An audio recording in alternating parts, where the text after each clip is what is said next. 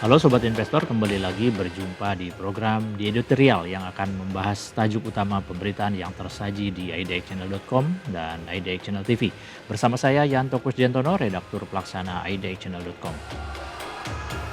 Sobat Investor, sebagaimana kita ketahui, gejolak geopolitik global dalam beberapa waktu terakhir seolah menjadi booster bagi harga sejumlah komoditas.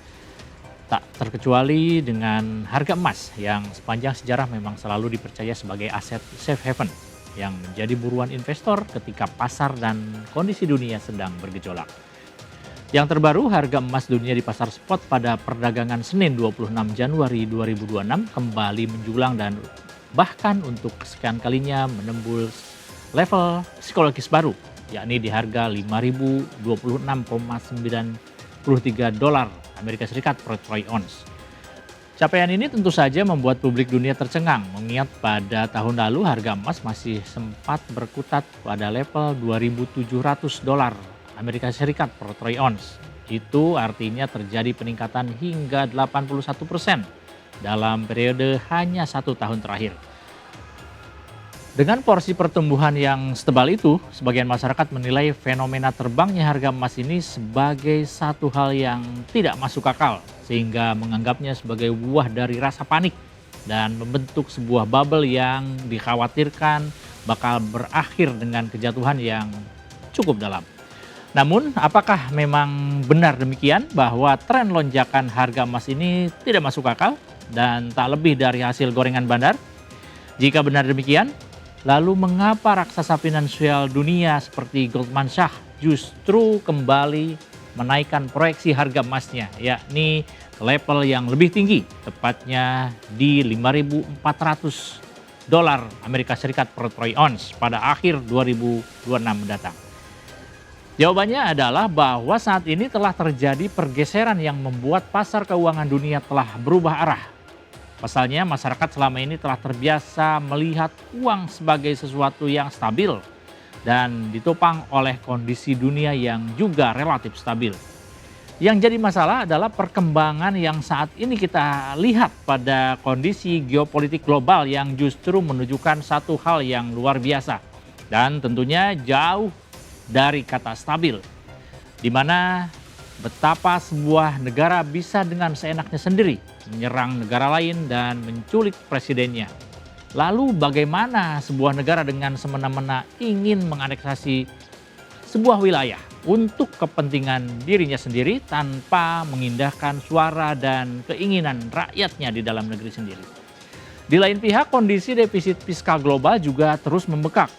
Lalu nilai utang secara internasional juga terus mengalami kenaikan, di mana solusi yang bisa dilakukan sesuai dengan teori ekonomi konvensional tak lain hanyalah dengan menambah likuiditas di pasar. Maka tentu bisa dipastikan dampaknya, yaitu nilai uang yang perlahan dan secara bertahap kian terkikis. Tak lagi berharga dalam tanda kutip, sehingga membuat investor jadi hilang kepercayaan terhadap. Dalam hal ini, Goldman Sachs berkeyakinan bahwa semakin banyak uang diciptakan, maka akan semakin cepat orang berlari meninggalkannya dan berubah arah menuju sesuatu yang tak bisa dicetak. Apakah itu? Tak lain adalah emas. Dengan tak lagi bisa dicetak, dengan jumlah pasokan yang sudah pasti dan tak mungkin bisa ditambah, maka tidak mungkin terjadi over likuiditas yang membuat harga jatuh, sehingga jaminan yang tak terbantahkan dari keberadaan emas di tengah komoditas aset lainnya. Maka jangan heran apabila kemudian tidak hanya masyarakat, tetapi juga bank sentral yang bahkan ikut memborong emas, sebuah keputusan yang bukan lagi didorong oleh kondisi emosional, melainkan kebijakan yang bersifat struktural dan bisa dipertanggungjawabkan.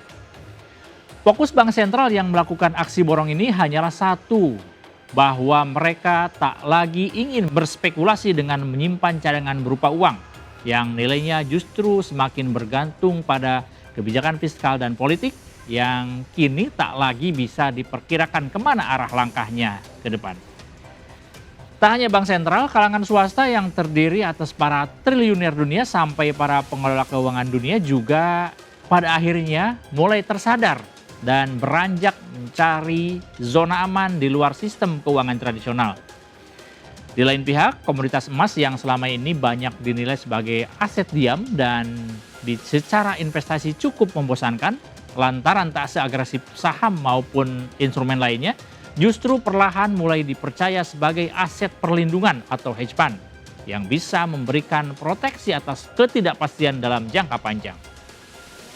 Karakteristik ini dinilai sangat pas dan tepat untuk digunakan sebagai opsi di tengah kondisi saat ini di mana ketegangan antar negara, konflik kepentingan, dan fragmentasi global semakin tidak menentu. Tidak hanya itu, dengan ketegangan antar negara dan antar kelompok yang semakin tak terukur, komoditas emas memiliki keunggulan yang tidak dimiliki oleh uang, yakni ketidakterikatannya pada otoritas sebuah negara. Ya, emas tidak pernah punya bendera. Dia tidak tunduk pada kebijakan satu negara yang berada di tangan seorang presiden yang tentu syarat kepentingan. Emas terlepas dari semua itu, dan kita tahu di tengah dunia yang semakin terpolarisasi hari ini, netralitas seperti yang dimiliki emas memiliki nilai yang sangat mahal. Coba saja kita lihat bersama, di saat sejumlah indikator teknikal telah menunjukkan bahwa harga emas sudah overbought dan disinyalir lebih ditopang oleh euforia, namun yang terjadi dalam beberapa waktu terakhir justru harga tak kunjung turun. Dalam setiap penurunan tipis yang terjadi, hampir selalu disambut dengan aksi beli yang dilancarkan oleh pemilik dana jumbo, sebuah fenomena yang menunjukkan bahwa indikator fundamental justru sedang bekerja di level yang berbeda, di mana aksi beli dan permintaan bukan lagi ditopang oleh spekulasi, seperti halnya analisa sebagian para pelaku pasar. Bahwa pasar rupanya tidak lagi mengejar soal harga, melainkan sedang dalam tahap mengamankan posisi. Karenanya, jika saat ini lonjakan harga emas masih membuat kita terhenyak dan terasa sudah tidak masuk akal, bisa jadi kita masih memakai kacamata dunia versi lama. Untuk memandang dan menilai dunia yang sudah memasuki versi baru ini, di mana seluruh kondisi yang ada di pasar termasuk struktur fiskal, moneter, dan geopolitik telah berubah sangat drastis.